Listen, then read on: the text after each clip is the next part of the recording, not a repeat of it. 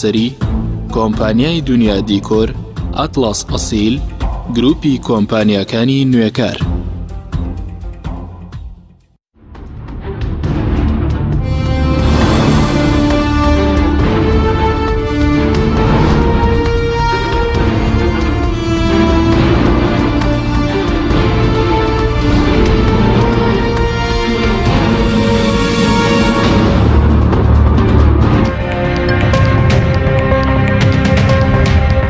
بەناوی خوای گەورە سڵاوتان لێبێت بەڕێزان. پەرلەمانی کوردستان چەند مادەیەک لە پرۆژە یاسای چاکسازی لە خانەنشینی و موچە و دەرماڵە و ئیمتیازەکان پەسەند دەکات.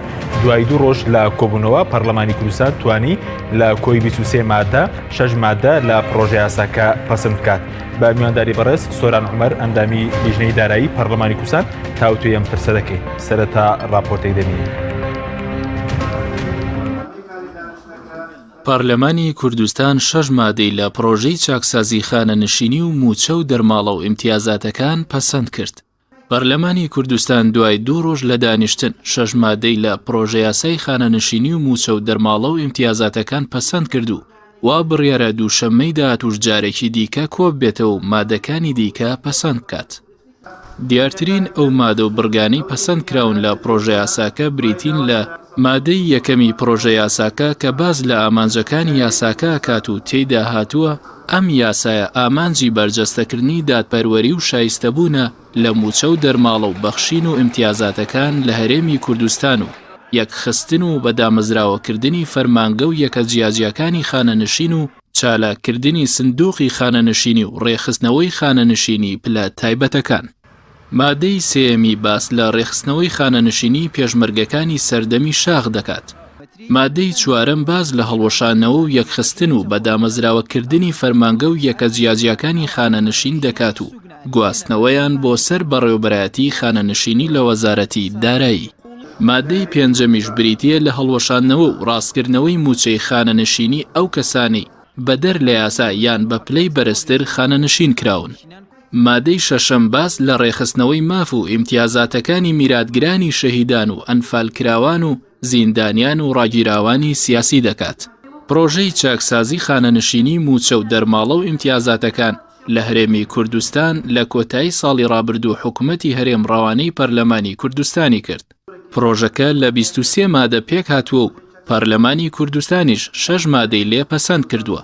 پەسەندکردنی بەشێک لە بڕگەکانی پرۆژەی چاکسازی خانەنشینی و موچە و دەرماڵە و ئیمتیازاتەکانی هەرێمی کوردستان لە پەرلەمانی کوردستان دوای ئەوە دێت هەردوو پارتە دەسەڵاتدارەکەی هەرێم لە ماوەی 26 ساڵی ڕابردوو بە هەزاران کەسیان بە شێوەی نایاسایی دامەزراندووە و ئەمەش لە پێناومانەوە لە دەسەڵات و کڕینی دەنگی خەڵک بۆ هەڵبژاردنەکان. بەشێکیش لە پەرلەمانتارانی کوردستان پێیان وایە دوای پەسەندکردنی پرۆژەی چاکسازی خانەنشینی و موچە و دەرماڵە و ئیمتیازاتەکان لە پەرلەمانی کوردستان حکوومەتی هەرێم هاوشێوەی یاساکانی دیکە جێبەجێی ناکات. بە تایبەت کە لە هەڵبژاردن نزیک بۆتەوە و پارتە دەسەڵاتدارەکان ئەیانەوێت درێژە بە گەندەڵی بدەن. ئەمە لە کاتێکدا لە سەروبەندی ناردنی پرۆژە یاساکەش بۆ پەرلەمانی کوردستان لەلایەن بەرپرسانی باڵای هەرێم چەند کەسێک بە نایاسایی خانەنشین کراون و پلەیان بەرز کراوەتەوە.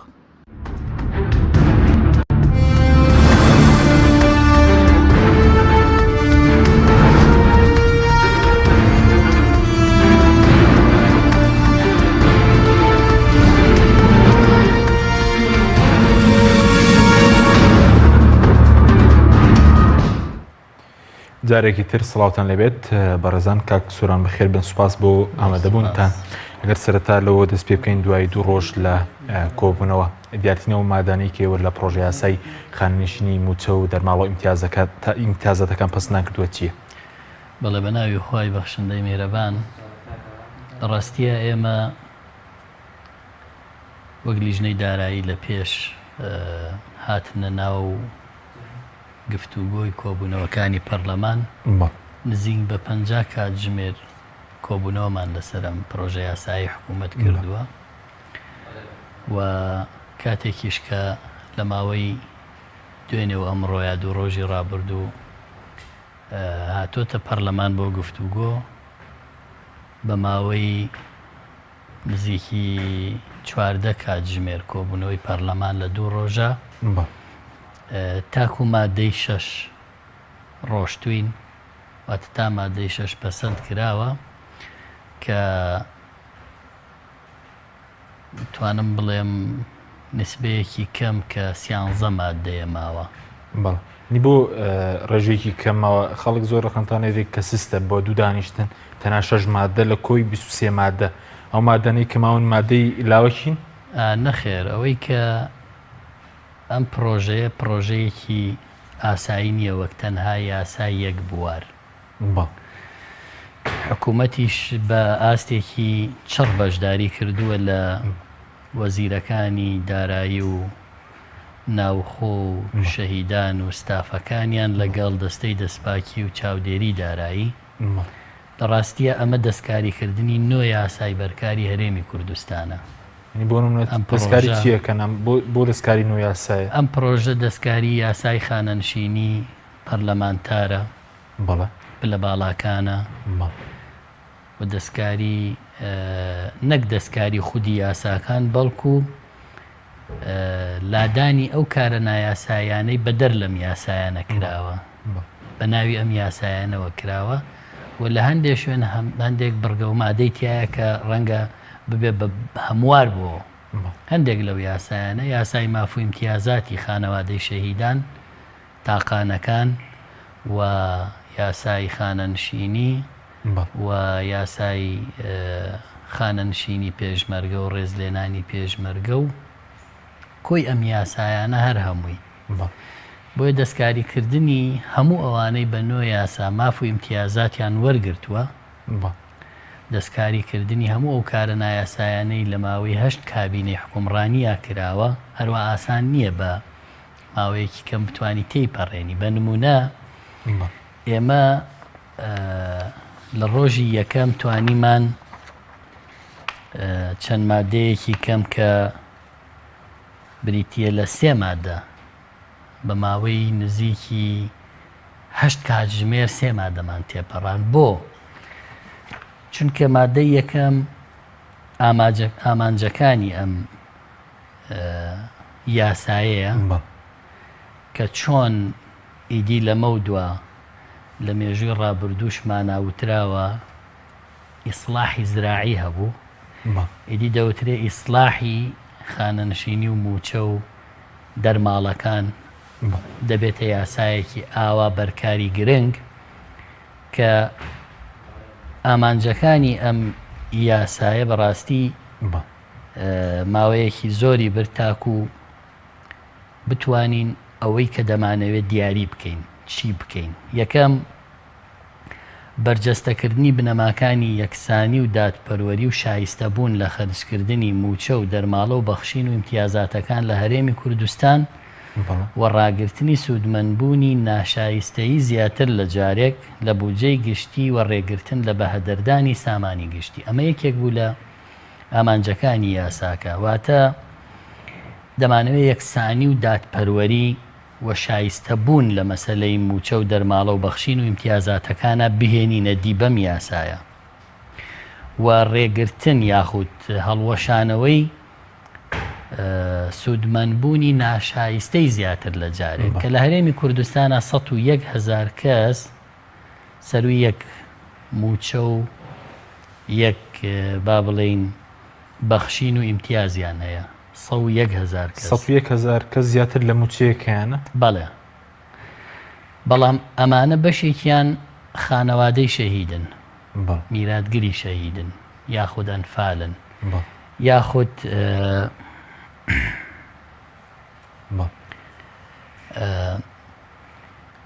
منحەی زیندانیانی سیاسی و ڕاگیراوانن. ئەمانە مافی خۆیانە ئەگەر موچەی تریشیان هەبێ شەهیدانە ئەوەی ئەنفال ئەوەی کیمیاباران و ئەوەی زیندانی سیاسی ڕەنگە لەوێ دواتر باسیەکەم شتێکی تری لێ دەکرێت.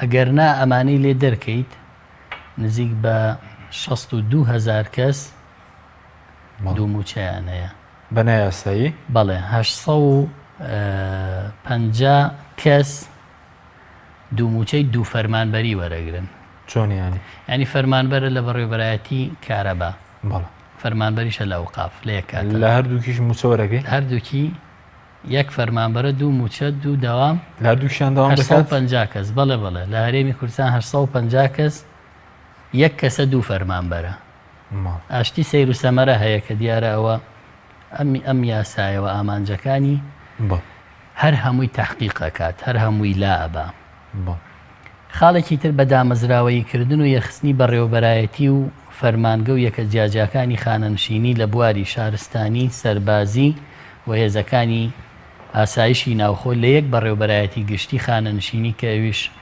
سەر بە وەزارەتی داراییە.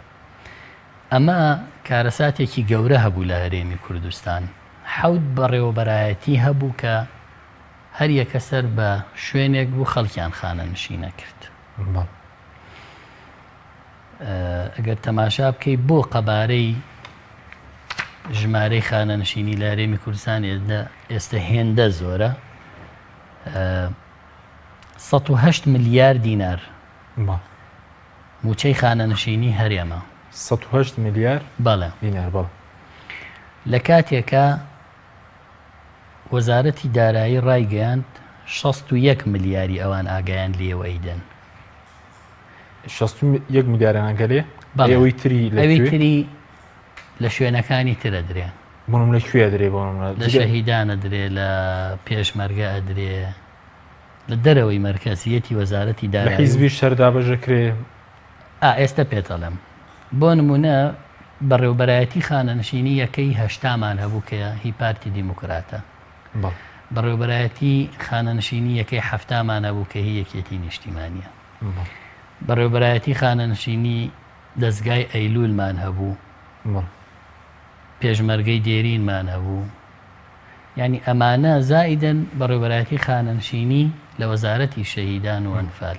ئەمانە هەر هەمووی لە دەرەوەی مەرکەزیەتی وەزارەتی دارایی بوون لە دەرەوەی بەڕێوەبەرایەتی گشتی خانەنشینی هەرێم بوون وەزارەتی دارایی تەنها فەرمانی موچەبەستنی خانەنشینی بۆ چووە ئاگای لەوی تر نەبووە بۆیە ئەم کارەساتە گەورەی کە لەما بۆ وەزارەتی پێشمەرگەش بۆ خۆی هەی بووە لە خاڵی دووەمە ئەمانە هەر هەمویان بە مادەیەکی سربەخۆ کە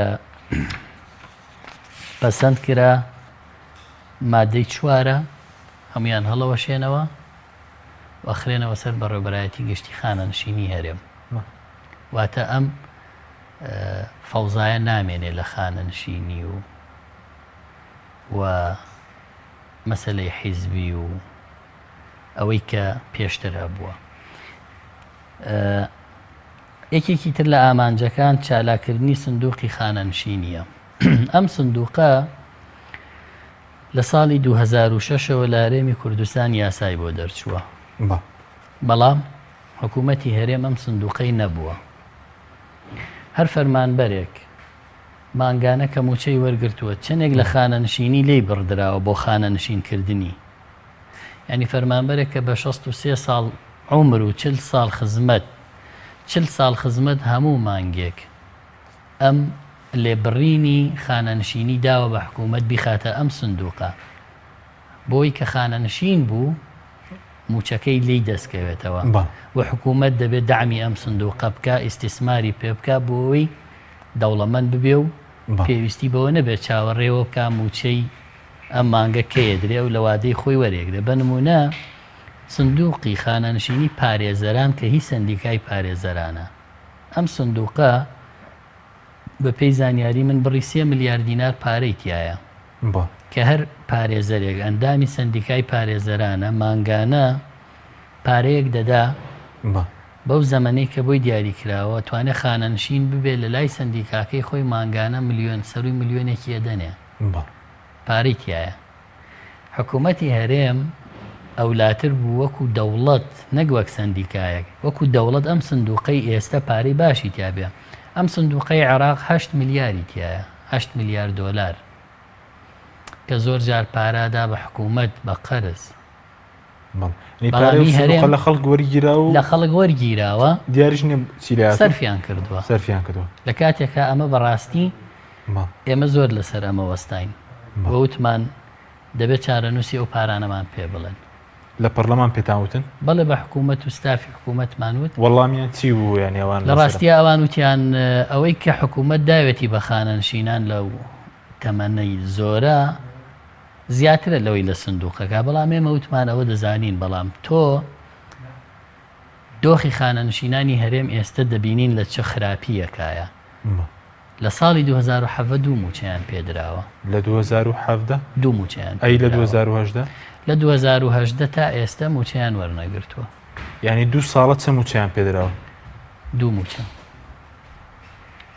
بۆی دۆخێکی خراپە خانەنشینان لە خراپترە ئەمە ئەگەر سندوق هەبوایە دۆخی خانەنشینان زۆر باشە بوو هی فەرمانبەران خراپە بوو بەڵام حکوومەت سندوقی نەبووە نەک حکوومەت سندوقی نەبووە حکوومەت پارەی بانقەکان کە خەڵک بە وەفر و ئیداع بردوێتی دایناوە ئەوانەشی بردو وەکو چۆن پارەی بانقە ئەهلی و بازرگانیەکانیشی برد کە هەمووی پارەی کۆمپانیا و بەڵێندەرەکان بوو ئەمەش جارێکی دروست دەکرێتەوە حکوومەت کۆمەکی دەکا لێبڕینەکانی خانەنشینی هەموو فەرمانبەران جارێکی تر دەچێتەوە ناو ئەوەی پێشتر چی بەسەردێ و تازە ئەوەی پێشووتر وەکو مەسەلەی پاشەکەوتەکەی لێ دێکە خەڵک چاوی پێ ناکەوێتەوە نەخێر باش زۆر باش ئەی مادەکانی تر بۆنەوە مادەی دووەم و سێم خاڵی چوارەم کە ئامانجی یاساکەیە ڕێخستنەوەی خانەنشینی وەزیفە باڵاکانە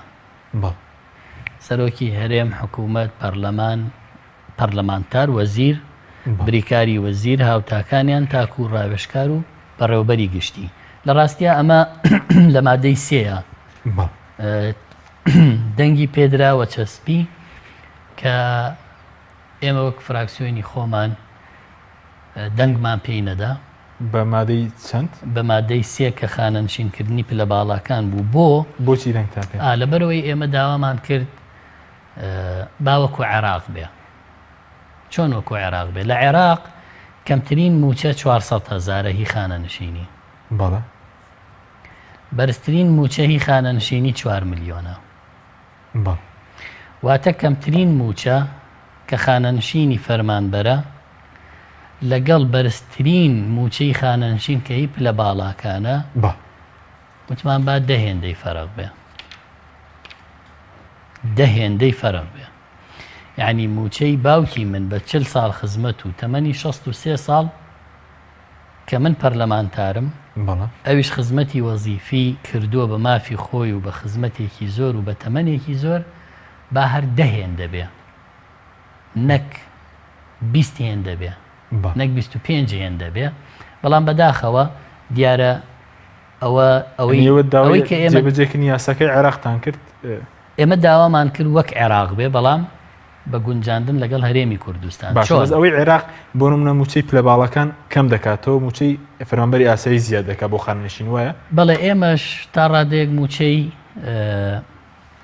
پلە باڵاکانمان کەم کردەوە یعنی ئێستا بە نمونە بەیانی ئەگەر من خانەنشین ببم بە پێی ئەم یاسا تازەیە خانەنشینش نابن وایە با بڵین بۆ نمونە من خانەنشین ببم بە پێی ئەم یاسایە بۆی خەڵک بەرچاوی ڕوون بێ چیمان کردووە ئەگەر ئێستا پێش ئەم یاسایە پەرلەمانتارێک خانەنشین ببێ یا وەزیرێک بە 6 ملیۆن دینار خانەنشینە بێ 6 ملیۆن بە لە 180 کۆی موچەکەی کە وەریگرتووە بەڵام بە پێی ئەم یاسایە کە هێشتا ئێمە دەنگمان پێی نەدا دەنگمان پێی نەدا و داکۆکیشمان کرد زۆر لەمە نزمتر بێ بەم جۆرەیە لە 125 بۆی هەر پلە باڵایەک لە وەزیرەوە هەتاکو بەڕێوەبەری گشتی حسابی ئەوە بکات چۆن خانەنشینە بێ من ئەم شەرحە لەسەر خۆمەکەم لە 125 کۆی موچە و دەرماڵی ئەوەی کە دوارڕاتب وەریەگری ئەمە سابتە خاڵی یەکەم وەکو عێراقا ئەمە پێوەرەکانی عێراقا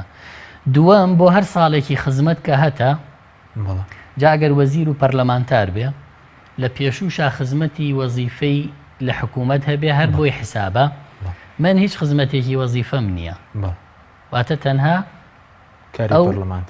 زەمانەی پەرلەمانە 4 ساڵە یا ئەبێ بە 5 ساڵ ئەگەر ببێ بە 5 ساڵ زەربی هەر ساڵێک 2.5 لە 2.5 کۆی موچە کە ئەکاتە لە 12.5 لەگەڵ 25ەکە ئەکاتە لە 37.5 باشە. لە دوای ئەمە بڕوانامە کراوە بە بنەما. بڕوانامە بۆ ئامادەیی لە ١٠٢ تا دێ بۆ دکتۆرا لە ١٠٠ ئەمە پێوەرەکانی عێراقا. بە کۆی گشتی ئەگەر من حساب بکەی وەکو پەرلەمانتارێک کە تەنها 5 ساڵ خزمەت و بڕوانامەی بەکالۆریۆسم هەیە کە 6 خاڵەکات لە ١٦ بە لە 137.5 لەگەڵ لە 106 لە 143.5 ئەکات لە کۆی گشتی موچەکەم. یعنی بە پێوەری ئەوەی کە پێی دەڵێن بیرکاری لە 8 ملیۆنەکە ئەگەر حسابی بکەی 3 ملیۆن و 200 و شتێکەکە. بەڵام جاران 6 ملیۆنیە کرد. توانم بڵێم ئەمە بۆ کێ؟ ئەمە بۆ من کە ڕەنگە خزمەتم نییە و بە کالۆریۆسم هەیە و تەواو. بەڵام ئەگەر یەکێک بەڵام کۆی ئەمە ئەگەر یەکێکی تر خزمەتی زیاتر بوو نابێت لە 160 تێپەڕێ کۆی موچەکەی. بەڵام ئەوانەی کە تەمەنیان 50 ساڵە خزمەتیان 15 ساڵە بە هەمان پێوەرخانەنشینە بن بە مەرجێ لە 170 کۆی موچەکەیان تێپەڕ نەکە. چونکە تۆ باز لەوە کراکە بەڕێوەبەری گشتی حسابکە کە لە پڵە باڵاکانە لە وەزیرەوە بۆ بەڕێوەبەری گشتی بەڕێوەبەری گشتی کۆی موچەکەی کەمترە لە 125 لەو ساڵی خزمەت و بڕوانامە ئەبێ بەخانشین. ئەتوانم بڵێم نیسبەیەک دابەزیوە بەڵام ئێمە دەمانوی زۆر زیاتریش. ناوبڕێکمان هەیە دواتر باسی زیاتر لەسەرەکەین بەڵام بینەرانی بەڕێز ناوبڕێک و دەگەڕین وڵات.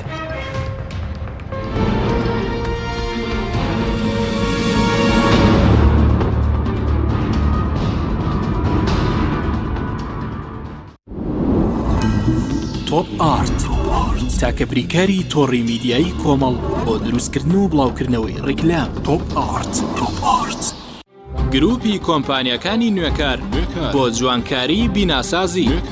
گروپی کۆمپانیەکانی نوێکار لە وەرزێکی نوێی کارکردنیدا هەڵدەستێت بە داشکاندنێکی بەرچاو بۆ سەرجەم مەوادی جوانکاری بیناسازی و پێداویستیەکانی. هەمیشە تۆکمەی و جوانی و خێرایی لە پێشینەی کارەکانیەتی وە سەرجەم کارەکانی کۆمپانیای نوێکار زەمانی 10 ساڵی لەگەڵدایە. لە سەرجەم پارێزگاکانی هەرێم کار دەکەین و گواستنەوە و بەستن بێ بەرامبەرە. لە ئەزمموی کارەکانمان هەمیشە تۆکمەی و جوانیمان دڵنیاکەرەوە بۆ کڕیارانمان.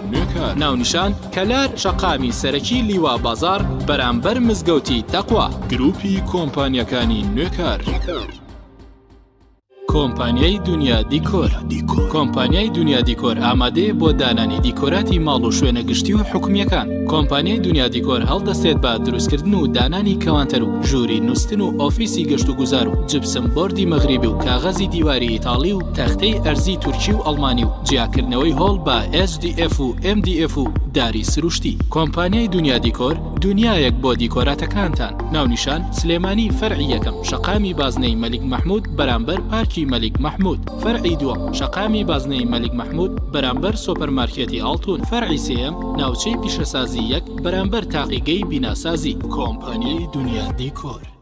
کۆمیلی نیشانی بەرزی کوالیتی و ڕەسەنایەتی لە بەرهەمهێنان. بەرهەمەکانی کۆمیلی شامپۆی قژی کۆمیلی بە پێکاتە تایبەتەکەی هۆکارە بۆ بژانەوە و بریقەدارکردن و بەهێزکردنی ڕێگەکانی قژ.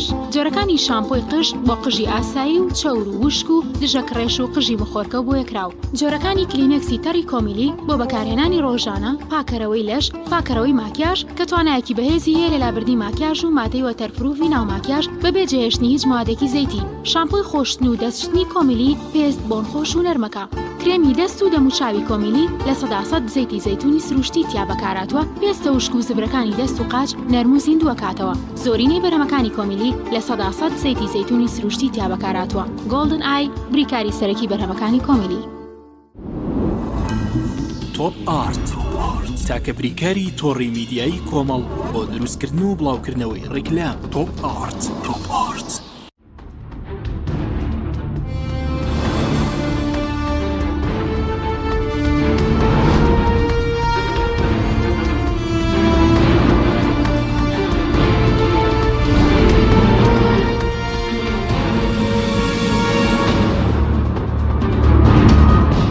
جارێکی تر سڵاوتان لەبێت بەڕێزان کاک سووران سەبارەتەوەی کە پێشتر باس دووەکە کە بۆ نمونە پلەی باڵا پەرلەمانتار و وەزیر ئەگەر تەمەنێت 50 ساڵ نەبێت و خزمەتی 15 ساڵ نەبێت خانەنشینی نایگرێتەوە. ئایا ئەم جارە تعدیل تێکراوە بیانگرێتەوە؟ طبعاً عێراق شتێکی کردووە. بەڵێ مادەی 37 یاسای خانەنشینی یەکگرتووی عێراق محکەمەی ئیتیحادی هەڵی پەساردووە کاری پێ نەکرێ. ئەم مادەیەش چییە؟ مادەیەکە کە ئیستیسنای لە باڵاکانی کردووە لەوەی وەکو وەزیفەی گشتی خانەنشین بکرێن.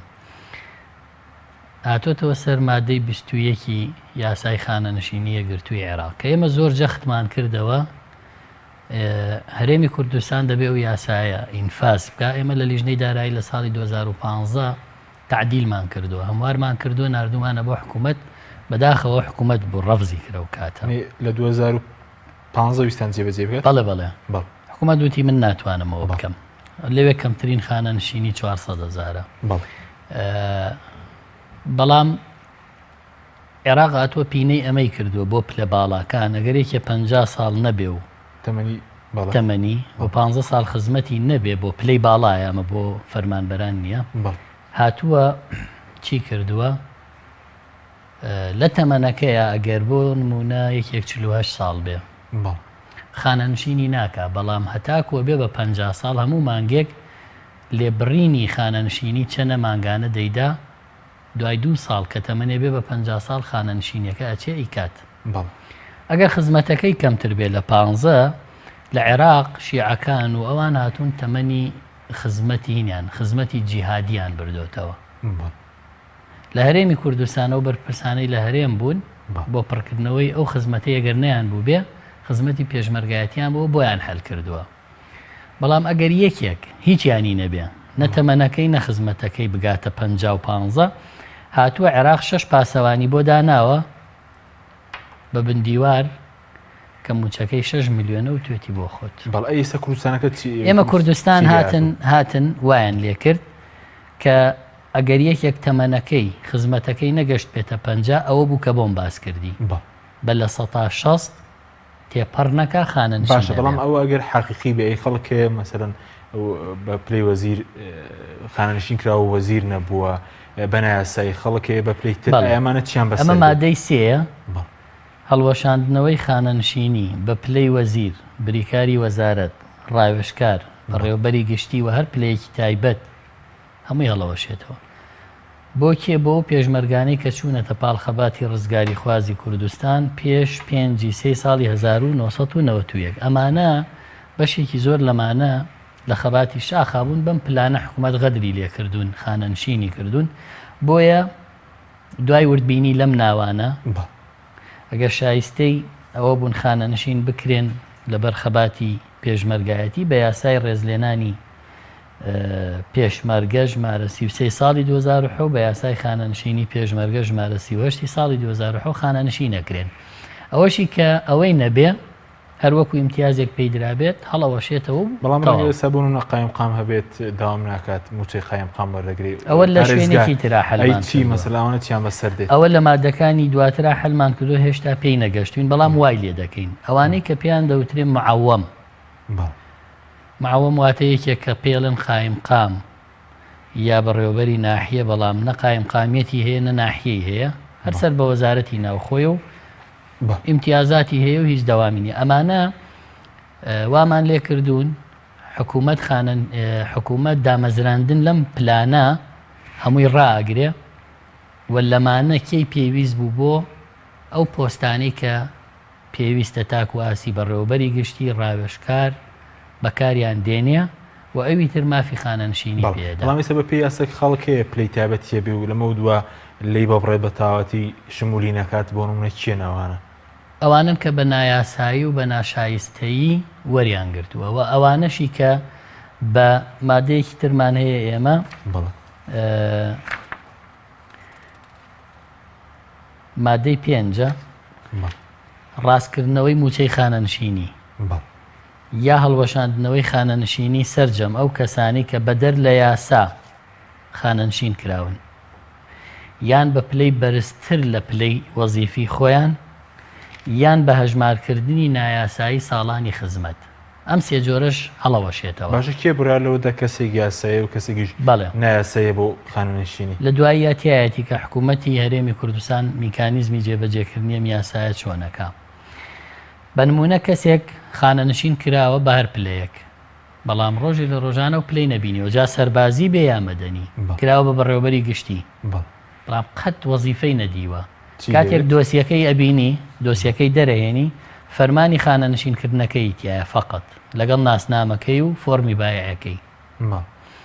بەڵام ئەوەی کە فەرمانبەر بووە بۆ نمونە کراوە بە بریکاری وەزیر خانەنشینیەکەی، بەڵام کە سەیری دۆسیەکەیەکەی ئەم پیاوە تا پلەی بەڕێوەبەری گشتی هاتووە، ئەوە تعدیل ئەکرێ خانەنشینیەکەی، ئەخرێتەوە سەر خانەنشینی بەڕێوەبەری گشتی وەکیل وەزیرەکەی لێ سنرێتەوە.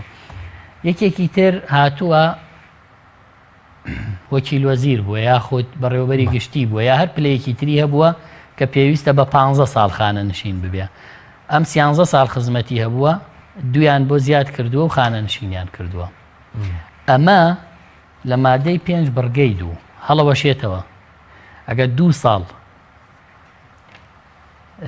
ساڵی خزمەتی بە ناشایستە پێدرابێ، بۆ هەر ساڵێکی لە سا 5 کۆی موچەکەی لێ ئەبڕدرێ، ئەخرێتەوە وەزیفەکەی پێشووی. بۆی معالەجەی وردی تایە و کاری گرنگی تایە بۆ ئیسلاح بۆ چاکسازی لەم بوارانە کە پڕە لە خەلەل و ناڕێکی و نایاسایی و گەندەڵی. ئەی سەبارەت بە کەسوکاری شەهیدان ماف و ئیمتیازەتەکان چ بڕێکتان لەو بارەیەوەدا؟ بەڵێ طبعاً خانەوادەی شەهیدان یاسای ژمارە 9 ساڵی 2007 ماف و ئیمتیازاتی کەسوکاری شەهید و ئەنفالکراویان هەیە و زیندانیانی سیاسی یاسای ژمارە 11 ساڵی 2011 هەموارکراوی تایبەت بە ئیمتیازاتی زیندانی سیاسی و ڕاگیراوی سیاسی تایە. لێرە ئەمڕۆ ئەتوانم بڵێم 2 مادە ڕۆشتووە، مادەی 5 و 6 چواردە نزیکی 5-6 کاتژمێری خایاندووە ئەم 2 مادە. بۆ چونکە قسەکردن بووە لەسەر کۆی ئەو ماف و ئیمتیازاتانەی شەهید میراتگیری شەهید و ئەنفال و هەروەها ڕاگیراوان و زیندانیانی سیاسی وەریان گرتووە. چ برێکتان لەسەر میراتگیرەکان؟ بەڵێ ئەمە کێشەی گەورەی چییە؟ کێشەی گەورەی ئێوەیە کە بە ڕێنمایی و بە پەیڕە و بە هەندێک بڕیاری نایاسایی لە ڕاستیە خەڵکێکی زۆر سوودمەند کراوە لەم مەسئلەیە کە شەهیدمان هەیە بە شەهیدی سەنگەر ئەژمار کراوە، ئەسڵەن ڕۆژێ لە ڕۆژان پێشمەرگە نەبووە.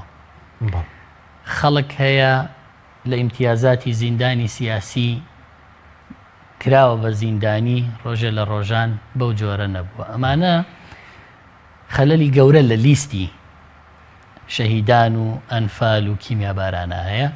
یەکێک لە مادەکانی کە چەسپی پاکردنەوەی ئەم لیستانەیە لە خەڵکی ناشایستە، لە میراتگری ناشایستە. جگەلەوە ڕێمان گرت لەوەی کە زۆر جار بەدەر لە یاسا هاتوون ئەو مافەی کە شەهیدێک هەی بووە چۆ بۆ میراتگری پلەیەکی گوازراوەتەوە بۆ پلە 3 ڕۆشتەوە بۆ پلە 4 نەبڕدراوە. بۆیە ئەمانە هەموو ڕێکسەراتوە بۆ ئەم یاسا ڕێک خراوەتەوە. واتە ڕێخستنەکەی چۆنە؟ کەسێک کراوە بە میراتگری شەهید بەڵام نامستەحەقە لێ سەنرێتەوە، ئەوەی مستەحەقە دەمێنێتەوە. کێ ناوانەی کە پێسەکە مافیانەیە ببنە میراتگری شەهید و ئەنفال کراون؟ کەسی پلە 1 وەکو کەسی پلە 2 ئەوەی کە لە دوای خۆی جێ ئەمێنێ، بۆ نمونە باوک کوڕووکت جێڵێ لەگەڵ هاوسەری، کوڕووکت هەندێک ئیمتیازاتیان هەیە، بەڵام کێشە ئەوەیە هاتووە بۆ کوڕەزا و بۆ کچەزا. کێشە ئەوەیە کە لەم لیستانە خەڵکی ناشایستە کراون بە شەهید پێش میراتگر. معقول نییە خەباتگێڕێک لە شاخ بەدەستی خەڵکانێکی خائین شەهید کراوە، ئێستا میراتگری شەهیدەکە موچەوەرەگرێ لە شەهیدان، ئەوەی کە بکوژی شەهیدەکەیە لە خانەنشینی پێشمەرگە خانەنشینی وەرەگرێ. بێ کۆی ساموچەوەرەگرێ. بەڵێ کەسێک کە پێشمەرگەی کوشتووە میلادگیری کەسێک کە شەید بووە بەڵێ بە یەکەوە وەرێگرن هەندێک جار بکوژەکە کە کاتی خۆی جاش بووە بەڵێ کاتی خۆی جاش بووە تەواری بووە مەفرەزە خاسە بووە ئێستا ئیمتیازی لە هی شەهیدەکە زیاترە ئەمانە چارەسەر دەکرێن ئەمانە بەڵێ ئەمڕۆ قسەی جددی لەسەرەمەکرا و لیژنەیەک لە بەپێی یاساکە پێکە هێنرێ وەزیری شەهیدان سەرۆکی لیژنەکەیە داواکاری گشتی تایە بڕیاری پاکردنەوەی لیستی شەهیدان و هەموو لیستی ڕاگیراوان و زیندانیانی سیاسی کاتمەکەمەوە گەر زانیاریەکانمان بۆ چرکەی سوپاس دەکەین بە سەبارەت بە پلەیەک بۆنمونە تەنە ئەی بۆ ئەو شەیدانی کە بۆ نمونە هاوسەریان نەبووە ئەی بۆ ئەوانە کامە بڕیار لێدراوە ئێمە تاقانەکانمان بەدەر کردووە لەمە بەڵێ تاقانە بەدەرە لەمە ینی تاقانەکان ئەوە نایانگرێتەوە کە نەگوازرێتەوە و ئێمە مادەی یەکەممان مادەیەکمان چەسپان کە مادەی 6 بڕگەی یەک کە مەترسیمان هەبوو لە کاتی مردنی میراتگرێک یا بڕینی مافی دارایی میراتگرانی شەهید و ئەنفال کۆتایی پێبێ و نەگوازرێتەوە بۆ کەسی تر بەڵام ئەمەمان چاکرد بوون و نەگەر شەهیدێک دوو کوڕکچێکی هەبێ وەک میراتگر موچەکە 600,000 بێ بە 200 دابش کرابێ بەسەر هەرسێکیانە بە پێم بڕگەیە ئەوترا ئەگەر یەکێکیان مردن تەواو ئەو 200 ببڕێ نەبێ بە 300 لە 300 بەڵام ئێمە ڕێمان لەوە گرت بۆی ببێ بە 300 کە بڵێن ژیانی هاوسەرەتی پێک نهێناوە باوکو و دایک تەناو بۆ یاسای ماف و امتیازات خەلەلی تایە ئێمە خەلەلی یاساکەمان چا نەکردووە ئەوانەی بە ناوی ئەم یاسایە و بە نایاسایی کراون چاکمان کردووە بۆیە تۆزێک وردە و مەسئلەی ئەو حقوقانەی کە ئەو سوودمەندیانەی کە هەیەە بە تایبەت خوێندن لە زانکۆ ئەهلیەکان کە ئێستا حکومیشی هاتۆتە سەر جارێکتر ئەمەشمان داغڵ کرد پێداچوونەوە بەمانەشە شوێن هەیە لە 7 کەس بە ناوی کوڕووکچی شەهیدەوە دەبێ حکوومەت خوێندنیان پارەی خوێندنیان بۆ بە 3 کەسیان شایستەی ئەوە نەویتری بەو ناوە براوە و پارەکەی خراوەتە سەر حکوومەت باش لیستی هەموو ئەمانە پاکە کرێتەوە هەموو ئەمانە لا سپاس دەکەم کاتمەکەمەوە سەبارەت بۆی کەیان پرۆژە یاسایەکەی جێبەجێ دەکرێت بۆ نمونە ئایا ئەوی پێشتر دەگرێتەوە لە کەی چێ بواریتی بەڵێ ئەم یاسایە بەسەر هەموو ئەوانە جێبەجێکرێت کە لە 23 دەی ساڵی 1991ەوە کە حکوومەت و ڕژێمی لە ناوچووی بەعز دام و دەستگای حکومڕانی لە هەرێمی کوردستان سەحب کرد لەو ڕۆژەوە هەر کەس فەرمانبەر بوو بێ و خانەنشین بوو بێ و هەر ئیمتیازێکی وەرگرت پێ ئەیگرێتەوە لە پلەی باڵا بۆ هەموو فەرمانبەرێک بواری جێبەجێکردنەوە ئەو ڕۆژەی لە پەرلەمانی کوردستان دەرەچێ بە پێی ئەم حکومە کۆتاییانەی یاساکە لە ڕێکەوتی بڵاوکردنەوەی لە ڕۆژنامەی وەقایعی کوردستان جێبەجێکرێ ئەنجومەنی وەزیران لە ماوەی 30 ڕۆژە پەیڕەو دەرەکا بۆ جێبەجێکردنی لەو 30 ڕۆژە ئەکەوێتە بواری جێبەجێکردن هیچ زمانەتێکەیە کە پەسەند بکرێ بۆن لە پەرلەمان لە کاتێکە ڕەنگە لە بەرژەوەندی هێزی دەسەڵات لە پەرلەمان لە هەڵبژاردن من دەتوانم شایەتی بدەم بۆ هەموو فراکسیۆنەکان هەموومان متتەفقین لەسەرەوەی ئەم یاسایە بە باشترین شێوە کە لە سوودی هەرێمی کوردستان و خەڵکی شابێت دەربچێ بەڵام زمانەتی جێبەجێکردنەکەی دەبێ هەمومان بەسەریەوە چاودێ زمانەتی کە بازوەکێک کە حکوومەت یاسەکانی وەکو پەرلەمان جێبەجێ ناکات ئەم یاسایان جیاوازە لە هەموو یاساکان ئەگەر نەیکاتەوە مەرگی خۆی بەس پێش هەڵبژاردن جێبەجێ دێکە کە ڕەنگە وادەی جێبەجێکردنی یاساکە بکەوێتە ئەو سەر و بەندانە بەڵام ئەمە ماوەی دەوێت ماوەی دەوێ و هەمومان چاودێریەکەین بۆ جێبەجێکردنەوەی کەم یاسای مەسەڵەن 150 بۆ 150 میلیاردینە دەگرێنەوە بۆ حکوومەت ئایا بەس ئەم چاکسازی بەسە بۆ دۆخیاریم کوتای خۆ دەبێت چاکسازی ڕاستەقینە لە نەوت و لە داهاتی خاڵەس ئەمە چاکسازیە تەنها لە موچە و دەرماڵە و خانەنشینی وەوتومانە لە یەکێک لە مادەکانە ئەو پارەیە کە دەگەڕێنرێتەوە لەمە بە مادەیەک ئەو بڕەپارەی دەگەڕێنرێتەوە مادەی 19 بۆ دارایی گشتی دوای جێبەجێکردنی یاسایە پێویستە خەرج بکرێ بۆ موچەخۆران بە تایبەت چینی خاوەن پێداویستی تایبەت و کەمەندامی شایستە بۆی ژیانی ئەوانی پێچا بکرێ و مادەیەکی ترمان چەسپاندووە ئەویش ئەوەیە کە نابێ حکوومەتی تر کار بە پاشەکەوتی موچە بکە بۆ پێدانی موچەش کە ئێمە دەست لە زۆر شتی ترە دەین لە مادەکانی دوای ئەوە و دەبێ